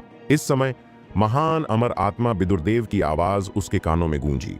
सान्यांग फल, आत्मा सभा फूल, रक्त। हाँ, इन स्वर्गीय सामग्रियों और पृथ्वी के खजाने के साथ एक शक्ति को परिष्कृत करना मुमकिन होना चाहिए। ऊपर वह क्या है? आयान ने पूछा। आयान, अब तुम शक्ति बदलाव के 9 लेवलों वाले साधक हो। अगर तुम एक कदम और आगे बढ़ो तो तुम नींव निर्माण चरण तक आगे बढ़ सकते हो, लेकिन यह कदम आकाश और धरती के बीच एक खाई की तरह है। 9 परतें, और इससे आगे नहीं जा सकते। महान अमर आत्मा विदुरदेव ने सीरियसली से कहा। क्या नींव के दायरे को तोड़ना इतना मुश्किल है? आयान मदद नहीं कर सका और चिल्लाया। बेशक, शक्ति बदलाव का समय नींव निर्माण अवधि में मजबूत लोग केवल बादलों और कीचड़ के बीच का अंतर है और कोई तुलना नहीं है। शक्ति बदलाव अवधि केवल दुनिया की जीवन शक्ति को समझने और शारीरिक शक्ति में सुधार करने के लिए है। नश्वर लोगों में सबसे अच्छा एक सच्चा अमर साधक नहीं है। केवल जब आप आधार निर्माण अवधि में प्रवेश करते हैं तो आपको कमरे में प्रवेश करने के रूप में माना जा सकता है और आप कई गुप्त तकनीकों का अभ्यास करने के लिए योग्य हैं। भले ही आप एक प्रतिभाशाली आदमी हो, नींव निर्माण अवधि को तोड़ने के लिए वर्षों की कड़ी मेहनत लगती है, लेकिन आधार गोली का निर्माण एक अनूठा शॉर्टकट है। यदि शक्ति बदलाव के 9वें शिखर का पावर हाउस इसे लेता है तो वह प्रगति कर सकता है और एक पल में दायरे को तोड़ सकता है। इन शब्दों को सुनकर आयान ने शक्ति के महत्व को समझा। अब जब वह पहली बार पावर रिफाइनिंग के 9वें लेवल में प्रवेश कर चुका है तो उसे 9वें लेवल के शिखर तक पहुंचने के लिए केवल कुछ समय के लिए अभ्यास करने की जरूरत है और फिर जिदान लेने के बाद वह आधार निर्माण अवधि में एक मजबूत नींव से मुक्त हो जाएगा, जिससे उसके कई साल बच जाएंगे। इससे भी जरूरी बात यह है कि नींव निर्माण चरण में मजबूत अमर साधना दुनिया में बहुत मजबूत नहीं हो सकता है और हर जगह देखा जा सकता है, लेकिन पतली आध्यात्मिक ऊर्जा और दुर्लभ संसाधनों के साथ पृथ्वी पर वे जरूर से पार्श्व में मौजूद हैं, गहन एरिया में मजबूत के बराबर। इस तरह आयान के परिवार को फिर से जीवंत करने का सपना एक कदम आगे था। यह सोचते हुए आयान ने अपनी मुट्ठी को कसकर बंद कर लिया। उसकी आंखों में एक धधकती आग थी। अगले ही पल एक साधारण कांस्य कड़ाही अचानक बीच हवा में दिखाई दी, जिसकी सतह पर 9 नीले ड्रैगन कुल देवता उकेरे गए थे, जो लोगों को एक सीरियस और शानदार एहसास दे रहे थे। यह महान अमर आत्मा विदुरदेव की स्वर्गीय गोली कलाकृति थी। इस समय महान अमर आत्मा विदुरदेव ने जारी रखा, आयान, आप मेरे निर्देशों का पालन करें और उन स्वर्ग, भौतिक और पृथ्वी के खजानों को एक एक करके 9 ड्रैगन कॉल्ड्रॉन में डालें और यह देवता आपको परिष्कृत करेगा और आपके लिए एक नींव का निर्माण करेगा। यह सुनकर आयान ने कोई देरी करने की हिम्मत नहीं की, इसलिए उसने तुरंत उसका अनुसरण किया। हालांकि आयान ने इससे पहले महान अमर आत्मा विदुरदेव के साथ कला सीखी थी, लेकिन उसका लेवल केवल दुनिया की सबसे अच्छी आत्मा की गोलियों को परिष्कृत कर सकता था।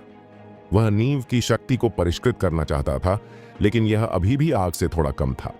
इसके तुरंत बाद महान अमर आत्मा विदुरदेव की आवाज पूरी दुनिया में गूंज उठी। आसमान में 3 अजीब सूरज, चांद और तारे हैं। मैं अमर, नदियों, सूरज और चांद, पहाड़ों और सितारों का देवता हूं। मेरी हथेली में 9 दिवसीय ड्रैगन, मेरे दूत, बैंगनी भूत और आग को सुनो, दुनिया को परिष्कृत करो। इस राजसी आवाज के साथ नौ ड्रैगन डिंग थोड़ी देर के लिए हिल गया और एक बेहोश कम दहाड़ आई, जैसे कि कोई भयंकर जानवर बाहर निकलने वाला था। अगले ही पल आग आसमान तक भड़क उठी, जिसने 100 मीटर के दायरे में दुनिया को रोशन कर दिया। 9 ड्रैगन कड़ाही में 9 5 पंजे वाले ड्रैगन बाहर उड़े और कड़ाही के तल की ओर बैंगनी लपटें छिड़कने लगे। ज्यादा गर्म तापमान के कारण आसपास का स्थान जल गया और विकृत हो गया। भयानक लपटों ने आयान को अवचेतन रूप से पीछे हटने पर मजबूर कर दिया, मानो उसकी आत्मा कांप रही हो। उसके पास जो दिव्य अग्नि है वह 5 जन्मजात अग्नि में से पहली है और सब कुछ ज्वलनशील है, लेकिन रैंक के मामले में इसकी तुलना इस अमर दुनिया की पवित्र अग्नि से नहीं की जा सकती। यह बैंगनी दिव्य अग्नि एक ऐसा अस्तित्व है जो 3000 कर्मों की अग्नि, आकाश को जलाने वाली अग्नि और सभी आत्माओं के बराबर है। भले ही यह अमर दुनिया के चरण की शक्ति हो, जब तक यह एक तारे से दूषित है, यह खत्म हो जाएगी। इसके बाद आयान ने बिल्कुल भी उपेक्षा करने की हिम्मत नहीं की और स्वर्ग और पृथ्वी के खजाने को एक निश्चित क्रम में 9 ड्रैगन तिपाई में फेंक दिया। मुझे नहीं पता कि इसमें कितना समय लगा। 9 ड्रैगन से एक मीठी खुशबू निकली और जल्दी से आसपास के इलाके में फैल गई। खुशबू हजारों मीटर दूर थी और क्लब में लगाए गए पौधे पूरी तरह खिल गए थे। ये सच में सुंदर था। इस समय प्रकाश की एक चमकदार सफेद किरण आकाश में उड़ गई, जिसमें पवित्र और शुद्ध शक्ति थी। चमकदार इसने सितारों को लगभग उदास महसूस कराया। उसी समय आसपास के वातावरण में सभी प्रकार की विचित्रताएं दिखाई दीं। आकाश पर उतर आया, जमीन सुनहरे कमल से भर गई और परी संगीत पृथ्वी पर एक परिलोक की तरह था। सौभाग्य से यह क्लब हाउस उपनगरों में स्थित है और इसके 1 किलोमीटर के दायरे में कोई बाहरी आदमी नहीं है। नहीं तो यदि आप शहरी एरिया में स्वर्गीय शक्ति गोली बनाते हैं तो शोर बहुत हंगामा पैदा करेगा। जब वह दवा देवता की घाटी में गोलियों से लड़ रहा था तो आयान ने गोली को गाढ़ा करने के लिए दिव्य अग्नि का इस्तेमाल किया। हालांकि उसने सस्ती औषधीय सामग्रियों का एक गुच्छा चुना, लेकिन महान अमर आत्मा विदुरदेव की मदद से उसने बैंगनी ऊर्जा को पूर्व की ओर आकर्षित किया और एक शानदार देवता को परिष्कृत किया। अब विदुरदेव ने आदमीगत रूप से उसे स्वर्गीय गोली को परिष्कृत करने में मदद की है। सैकड़ों स्वर्गीय सामग्रियों और पृथ्वी के खजाने को खर्च करके 9 ड्रैगन कैल्ड्रॉन और दिव्य अग्नि का उपयोग करके उसने जो आधार निर्माण स्वर्गीय गोली को परिष्कृत किया है, वह एक सामान्य उत्पाद कैसे हो सकता है? अगले ही पल 9 ड्रैगन कैल्ड्रॉन से एक गोली उड़ी, हवा में तैरती हुई, एक लंबी आंख के आकार की, चमकती हुई, सतह पर घने गोली पैटर्न और कुलदेवता के साथ किसी रहस्यमयी संरचना की तरह। एक निश्चित दूरी पर भी आयान नींव बनाने वाली गोली में निहित जीवन शक्ति की बड़ी मात्रा को महसूस कर सकता था। जब तक आम लोग गोली की धूप को सूंघते हैं, वे अपने जीवन को लंबा करने और सभी बीमारियों से बचाने में सक्षम होंगे। इस समय आकाश के ऊपर एक चमकदार बिजली की रोशनी अचानक दिखाई दी, जिसने पूरे आकाश को रोशन कर दिया। 9 स्वर्गों से गड़गड़ाहट का एक विस्फोट हुआ, जो बहरा करने वाला और कांपने वाला था। तुरंत बाद आयान की नजर में एक बैंगनी बिजली का पागल ड्रैगन, जो एक खंभे जितना मोटा था, उसे खत्म करने और उसे बीच हवा में जिदान की ओर पटकने की शक्ति के साथ दिखाई दिया। गड़गड़ाहट दुनिया को चौंका रही है, विलुप्त होने की सजा की तरह, जैसे कि गड़गड़ाहट के तहत दुनिया की हर चीज पाउडर में बदल जाएगी। यह दृश्य देखकर आयान की पुतलियां तेजी से सिकुड़ गईं और एक हैरानी भरी आवाज निकली, हो महान अमर आत्मा विदुरदेव, क्या चल रहा है? वह ठंडर से कोई अजनबी नहीं है। इससे पहले कि वह 7 सितारा, ड्रैगन, रसातल तलवार और थंडर ट्रिब्यूलेशन पवित्र वृक्ष पाने के लिए काफी भाग्यशाली था। महान अमर आत्मा विदुरदेव की मदद से उसने दोनों को मिलाकर एक सर्वोच्च जादुई हथियार बनाया, थंडर ट्रिब्यूलेशन तलवार। जब थंडर क्लैश तलवार का जन्म हुआ तो 9 स्वर्गों के देवता को बाहर निकाला गया और महान अमर आत्मा विदुरदेव ने थंडर क्लैश तलवार में थंडर की शक्ति को सील कर दिया ताकि आयान उसे चला सके। हालांकि इस समय इस नींव निर्माण की गोली में बिल्कुल भी थंडर पावर नहीं है। इसके अलावा जो थंडर टूटा वह शक्ति और भय के मामले में पहले से बेहतर था। यहाँ तक कि आयान भी घबरा गया और उसने एक सांस ली। भले ही वह पहले से ही रिफाइनिंग के 9वें चरण में था और उसके पास एक स्वर्गीय आधिपत्य वाला शरीर था, वह अपने भौतिक शरीर से इस दिव्य थंडर को हिलाने की हिम्मत नहीं करेगा। इस समय महान अमरात्मा विदुरदेव ने जोर से कहा, आयान, यह गोली है। अमृता की दुनिया में अगर कोई खास गोली है तो यह स्वर्ग को आकर्षित करेगी और गोली को नीचे लाएगी। 90% गोली डैन क्लेश के तहत खत्म हो जाएगी। शेष 10% जब तक वे डैन क्लेश से बच जाते हैं, क्वालिटी में सुधार होगा। महान अमर आत्मा विदुरदेव, क्या इसका मतलब यह नहीं है कि इस जीदान इमारत में गोली को सफलतापूर्वक संघनित करने की केवल 10% संभावना है? आयान ने भौहें सिकोड़ी और ज्यादा चिंता के साथ कहा, स्वर्ग और पृथ्वी के खजाने जो केवल स्वर्गीय गोली के लिए उपयोग किए जाते थे, ने सैकड़ों वर्षों से मेडिसिन गॉड वैली की बचत को लगभग खाली कर दिया है। इतनी सारी औषधीय सामग्री ढूंढना और भी मुश्किल है। यदि यह डकैती द्वारा खत्म हो जाता है तो इसे पिछली सभी उपलब्धियों की बर्बादी और सफलता की हानि के रूप में वर्णित किया जा सकता है। बूढ़े विदुरदेव हंसते हुए कहा, आयान, क्या तुम देवता में विश्वास नहीं करते? दूसरों के लिए संघनित गोली की उम्मीद बहुत पतली है, लेकिन जब तक गोली देवता द्वारा परिष्कृत की जाती है तब तक गोली आपदा का यह एरिया गुदगुदी भी नहीं है। बस इसे देखो। जैसे ही आवाज गिरी, वहां आश्चर्यजनक बदलाव हुए। मूल रूप से बीच हवा में तैरते हुए गोली को अपनी बुद्धि लग रही थी। आपदा की गोली की बमबारी के तहत वह आगे नहीं बढ़ा और पीछे हट गया और एक स्विश के साथ आकाश में उठ गया, बैंगनी बिजली के पागल ड्रैगन की ओर बह गया। मंगल ग्रह पृथ्वी से टकराया। जादुई गोली बिजली के पागल ड्रैगन से टकराया और दोनों के बीच संपर्क के बिंदु पर केंद्रित एक शक्तिशाली बल आसपास की ओर बढ़ गया। कुछ समय के लिए हवा और बादलों ने रंग बदल दिया। जमीन हिल गई और पहाड़ हिल गए और आसपास के ऊंचे पेड़ हिल गए जैसे कि वे उखड़ने वाले थे। यहां तक कि आयान को भी अपनी आंतरिक शक्ति को मजबूत बनाए रखना पड़ा। आधे मिनट तक गुस्सा करने के बाद धीरे धीरे दरबार शांत हो गया। परेशानी की भयानक गोली दिव्य गड़गड़ाहट अनजाने में गायब हो गई थी, जैसे कि वह कभी अस्तित्व में ही ना हो। लेकिन ऊंचे आसमान में जादुई गोली चमक रहा था, इतना चमकदार कि लोग सीधे देखने से डर रहे थे। आयान ने अपना हाथ बढ़ाया और वह धीरे धीरे उसके हाथ में तैरने लगा। इस समय महान अमर आत्मा विदुरदेव ने याद दिलाया, आयान, हालांकि आपको पहले ही रिफाइनिंग के 9वें लेवल पर पदोन्नत किया जा चुका है, आखिरकार यह अवंतिका की शक्ति है जिसने एक के बाद एक दायरे को तोड़ दिया है। अब ताकत अस्थिर है। आपको पहले अपने दायरे को मजबूत करना होगा और एक ठोस नींव रखनी होगी। इसे लेने के लिए सही समय तक प्रतीक्षा करें, नहीं तो आप बस अधीर हो जाएंगे और 9 परतों के शिखर पर पहुंचने से पहले इस शक्ति ले लेंगे। यह केवल आप पर एक असहनीय भार डालेगा और यहां तक कि आपके जीवन के बारे में भी चिंता करेगा। महान अमर आत्मा विदुरदेव की याद दिलाने की बात सुनकर आयान ने बिल्कुल भी लापरवाही करने की हिम्मत नहीं की। सिर हिलाया और हां कहा, इस जादुई गोली को दूर रख दिया और इसे तुरंत लेने का विचार दूर कर दिया।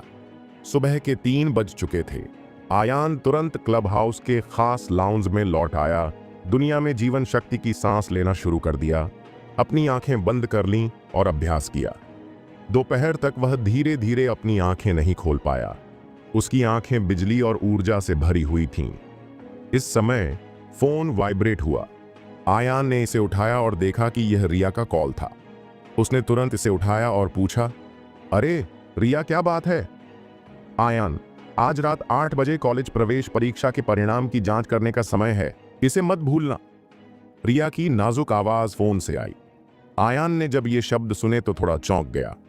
कॉलेज प्रवेश परीक्षा के बाद उथल पुथल की एक श्रृंखला हुई। सबसे पहले ओमकार मल्होत्रा जापानी ब्लैक ड्रैगन सोसाइटी के हमले को सुलझाने में मदद करना और जापानी ग्रैंड मास्टर डैनी का सिर कलम करना। फिर मास्टर वीरेंद्र के नेतृत्व में वह स्वर्गीय शक्ति के रहस्यों का पता लगाने के लिए पर्वत पर आया। उसने अवंतिका के साथ एक वसंत की रात भी बिताई और अपने कुंवारी शरीर को आधे सपने और आधे जागते हुए समाप्त कर दिया। अगर रिया की याद न होती तो आयान सच में कॉलेज प्रवेश परीक्षा के परिणामों की जांच करने का समय भूल गया था। इस समय रिया ने जारी रखा, आयान, मैंने रिपोर्टर के कैमरे के सामने आपकी घोषणा सुनी है। मुझे विश्वास है कि आप इस साल कॉलेज प्रवेश परीक्षा में नंबर 1 स्टूडेंट होंगे। चलो। उसका प्रोत्साहन सुनकर आयान के पास अंतहीन शक्ति थी। शाम के 8 बजे आयान ने कंप्यूटर चालू किया, कॉलेज प्रवेश परीक्षा स्कोर सिस्टम के इंटरफेस में लॉगिन किया और अपना प्रवेश, टिकट नंबर और पासवर्ड दर्ज किया। थोड़ी देर बाद उसकी आदमीगत जानकारी और परीक्षा परिणाम स्क्रीन पर दिखाई दिए। हालांकि जब उसने कुल स्कोर देखा तो उसकी पुतलियां अचानक सुई की तरह सिकुड़ गईं। वह भूत की तरह दिखने लगा और अकल्पनीय रूप से चिल्लाया, यह कैसे मुमकिन है? कंप्यूटर डेस्क के सामने आयान ने स्क्रीन पर 3 बड़ी संख्याओं को देखा। वह इतना हैरान था कि वह मदद नहीं कर सका, लेकिन अनैच्छिक रूप से कांप उठा। यह कॉलेज प्रवेश परीक्षा के लिए उसका कुल स्कोर है। चमकदार लाल संख्या एक तेज ब्लेड की तरह आयान के दिल में घुस गई। लखनऊ शहर कॉलेज प्रवेश परीक्षा 750 के पूर्ण स्कोर के साथ एक राष्ट्रीय परीक्षा है। आमतौर पर पहली पंक्ति 580 के आसपास होती है और दूसरी पंक्ति 480 के आसपास होती है। इससे पहले आयान रिपोर्टर के कैमरे के सामने बोल्ड बयानबाजी करते थे। उन्हें कॉलेज एंट्रेंस एग्जाम में टॉपर स्टूडेंट का ताज कहते थे, लेकिन अब इस दयनीय स्कोर के साथ कॉलेज प्रवेश परीक्षा में टॉप प्लेस पाने की बात तो दूर, मुझे डर है कि मुझे दूसरी किताब भी नहीं मिल सकती है। झटके के बाद आयान का शरीर कांप उठा और उसकी आंखों में एक भयंकर आग जल उठी। उसकी मुट्ठियां भींचे बिना नहीं रह सकीं। उसकी उंगलियां चरमरा उठीं। उसे अपनी ताकत पर भरोसा है। हाई स्कूल की किताबों में जो ज्ञान है वह सब अच्छी तरह से गोल मटोल और कंठस्थ है। परीक्षा कितनी भी खराब क्यों ना हो, उसके 400 से ज्यादा अंक नहीं आएंगे। इसमें कोई शक नहीं है कि किसी ने उसके अंकों के साथ चुपके से छेड़छाड़ की है, और अपराधी की पहचान यह बिना कहे ही साफ है कि केवल एक ही संभावना है। इंडिया में स्वर्णवंशी परिवार की शक्ति के साथ एक छोटे से नंबर के साथ छेड़छाड़ करना तो दूर की बात है, भले ही उसे शुरू करने से अयोग्य घोषित कर दिया गया हो। यह मिनटों का मामला था। लेकिन आयान ने कभी उम्मीद नहीं की थी कि स्वर्णवंशी परिवार ऐसे घृणित तरीकों का इस्तेमाल करेगा जो सच में घृणित है। एक समय के लिए उसके दिल में अनोखा लेवल का गुस्सा उमड़ पड़ा। यह मामला खत्म नहीं हुआ है। वह कभी भी किसी बड़े आदमी की गुड़िया बनने को तैयार नहीं होगा। समय 3 दिन पहले की सुबह में वापस चला गया।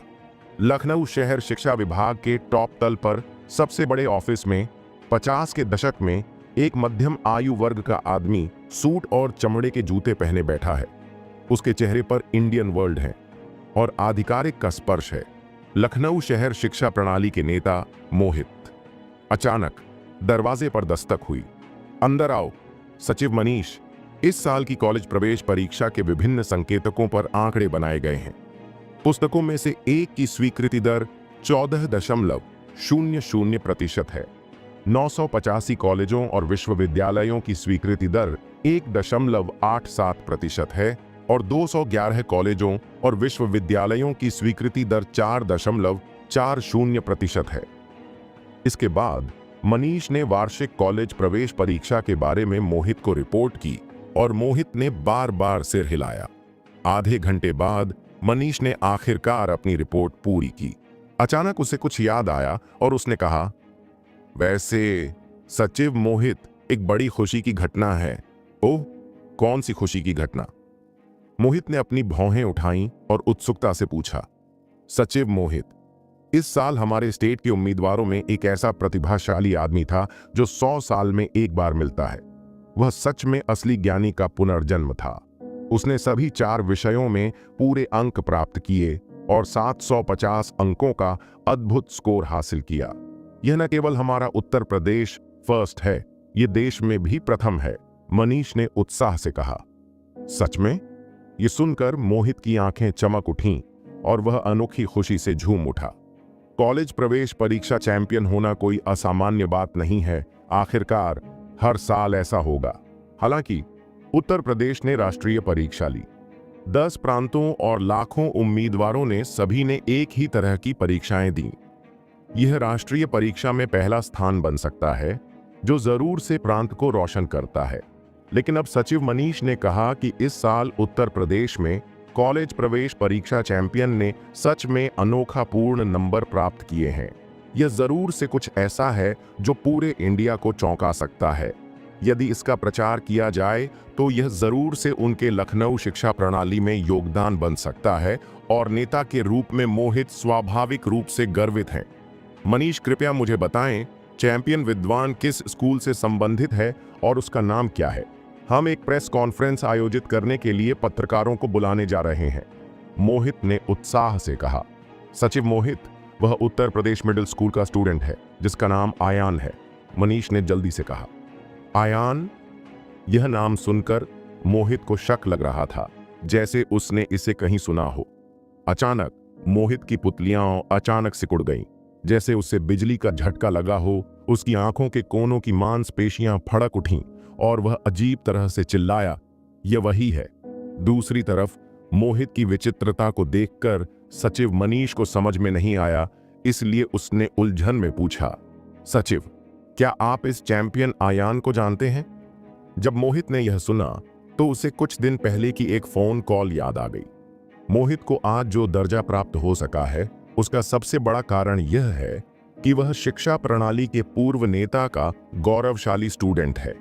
मूल रूप से उनके पास अभी भी कुछ मजबूत प्रतियोगी थे, लेकिन एक जरूरी क्षण में सेवानिवृत्त नेता ने उन्हें कई जरूरी संपर्क प्राप्त करने में मदद की, जिससे उन्हें सफलता मिली। इसलिए मोहित के दिल में मैं हमेशा संग्राम का आभारी हूं। कुछ दिनों पहले नेता ने उन्हें खास तौर से बुलाया और कुछ हद तक मजाकिया अनुरोध किया, जिसमें कहा गया कि इस साल के लखनऊ शहर के कॉलेज प्रवेश परीक्षा चैंपियन, चाहे वह कोई भी हो, वह आयान नाम का बच्चा नहीं हो सकता। उस समय मोहित बहुत हैरान था और उसने एल्डर से पूछा कि सच में आयान कौन था और क्या वह उससे नफरत करता था। हालांकि उन्होंने ने इसे साफ तौर से नहीं कहा, बल्कि एक खबर का खुलासा किया कि आयान ने एक महान आदमी को नाराज कर दिया था। स्वाभाविक रूप से मोहित उपकारकर्ता नेता के अनुरोध को अस्वीकार नहीं करेगा और उसे इसकी बिल्कुल भी परवाह नहीं थी। आखिर कॉलेज प्रवेश परीक्षा में बहुत बड़ी अनिश्चितता होती है, यहाँ तक कि हर स्कूल में सबसे अच्छा स्टूडेंट भी यह दावा करने की हिम्मत नहीं कर सकता कि वह स्टेट में प्रथम बन सकता है। लेकिन अब सचिव मनीष की रिपोर्ट सुनकर मोहित उलझन में पड़ गया। उसने कभी उम्मीद नहीं की थी कि आयान, जिसने नेताजी के मुंह से एक बड़े आदमी को नाराज कर दिया था, सच में उत्कृष्ट था और भीड़ को हरा दिया। न केवल वह कॉलेज प्रवेश परीक्षा में टॉपर बन गया, बल्कि उसने परीक्षा में पूरे नंबर भी प्राप्त किए। थोड़ी देर के लिए मोहित की पीठ ठंडे पसीने से भीग गई। उसका रंग बेहद शर्मनाक था और उसका माथा उछल गया। हम? सचिव मोहित, हमने एक राष्ट्रीय चैंपियन को बचाया, आप दुखी क्यों नहीं लग रहे हैं? सचिव मनीष ने पूछा। मनीष, क्या किसी और को कॉलेज प्रवेश परीक्षा में टॉपर चयन के बारे में पता है? मोहित ने पूछा। मनीष ने एक पल के लिए सोचा, फिर कहा, कॉलेज प्रवेश परीक्षा के प्रभारी निदेशक को छोड़कर कोई और नहीं है। जैसे ही यह टिप्पणी सामने आई, मोहित के दिल में स्वर्ग और मनुष्य के बीच एक युद्ध छिड़ गया। अचानक उसकी आंखें चमक उठीं, जैसे उसने कोई जरूरी निर्णय लिया हो। उसने मनीष को हाथ हिलाया और उसे पास आने का इशारा किया। इसके तुरंत बाद मोहित ने मनीष के कान में कुछ शब्द फुसफुसाए। कुछ सेकंड बाद मनीष चौंक गया और बिना विश्वास के रूप से चिल्लाया, क्या? सचिव मोहित, आपने मुझे चैंपियन के स्कोर के साथ छेड़छाड़ करने दिया? ऐसा क्यों है? मोहित ने उसे एक मौन इशारा किया और फिर राजसी ढंग से कहा, मनीष, तुम 5 साल से ज्यादा समय से मेरे साथ हो, है ना? जब तक तुम यह काम खूबसूरती से करते हो, मैं वादा करता हूं कि तुम्हें जिले में भेजा जाएगा। यहां का शिक्षा ब्यूरो अब एक नेता है। इस तरह के प्रलोभन का सामना करते हुए मनीष भावुक हो गया। मोहित के सचिव के रूप में वह एक अच्छा आदमी प्रतीत होता है, लेकिन सच में वह केवल एक छोटा सचिव है और उसे बोलने का कोई अधिकार नहीं है। लेकिन अगर इसे जिले में ट्रांसफर किया जाता है, भले ही यह केवल एक लेवल का समायोजन हो, स्थिति पूरी तरह से अलग है और इसे जरूर से एक स्थिर प्रगति के रूप में माना जा सकता है। मनीष ने लंबे समय तक सोचा और अंत में भारी सिर हिलाया और गहरी आवाज में कहा, जी सचिव, आप निश्चिंत हो सकते हैं। मैं कार्य को सफलतापूर्वक पूरा करने और आपकी अपेक्षाओं को निराश नहीं करने का वादा करता हूं। लेकिन निदेशक, चिंता मत करो, मैं उसे नमस्ते कहूंगा, मोहित ने कहा। उसके चेहरे पर एक अजीब सी मुस्कान थी। इस बार उसने मनमाने ढंग से आयान के ग्रेड के साथ छेड़छाड़ की वकालत की, लेकिन उसने बहुत बड़ा जोखिम उठाया। हालांकि धन और धन बीमा की तलाश है। उनका मानना था कि जिस आदमी को मिस्टर नेताजी द्वारा कहा जा सकता है, अगर उसे इस बारे में पता होता तो उसके साथ जरूर से बुरा व्यवहार नहीं किया जाता। वह प्रगति करने के लिए इस अवसर का लाभ उठाने में भी सक्षम हो सकता है। दूसरी ओर मोहित ने गुप्त रूप से आयान की फैमिली बैकग्राउंड की जांच की थी और उसे पता था कि वह बिना किसी बैकग्राउंड के एक गरीब स्टूडेंट था। भले ही वह अपने ग्रेड से असहमत हो, लेकिन उसके पास शिकायत करने का कोई तरीका नहीं है। क्लब के अंदर स्क्रीन पर परिणाम देखकर आयान की आंखें लाल हो गईं और उसकी मुट्ठियां खड़खड़ाने लगीं। पूर्वी परिवार की बेशर्मी उसकी कल्पना से कहीं परे है। भले ही आयान के पास मार्शल आर्ट और देवता हों, लेकिन उसके पास कोई शक्ति नहीं है। सामान्य स्टूडेंट के लिए भले ही उन्हें अपने ग्रेड के बारे में संदेह हो, कोई भी संगठन शिकायत स्वीकार नहीं करेगा। यह एक गूंगा कॉप्टिस खाने जैसा है और कहने के लिए कुछ भी नहीं है। इस समय कंप्यूटर स्क्रीन के निचले दाएं कोने में एक समाचार दिखाई दिया। लखनऊ शहर के सचिव ने हाईटेक पार्क का निरीक्षण किया और एक जरूरी भाषण दिया। यह देखकर आयान की आंखें चमक उठीं। क्या यह वही मरीज नहीं था जिसे कॉलेज प्रवेश परीक्षा के दिन दिल का दौरा पड़ा था और आखिरकार उसे सुई से बचाया गया था? अचानक आयान के मुंह के कोने पर एक मुस्कान दिखाई दी और उसने अपने दिल में कहा, स्वर्णवंशी परिवार, क्या आपको लगता है कि आपकी पीठ पीछे परिणामों के साथ छेड़छाड़ करके मैं हार सकता हूं? इस बार मैं आपके चेहरे पर जोरदार थप्पड़ मारूंगा और आपको हंसी का पात्र बनाऊंगा। दोस्तों, आपको यह एपिसोड कैसा लगा हमें कमेंट करके जरूर बताएं और इस वीडियो को लाइक और शेयर करना ना भूलें। चलिए मिलते हैं एक नए एपिसोड के साथ।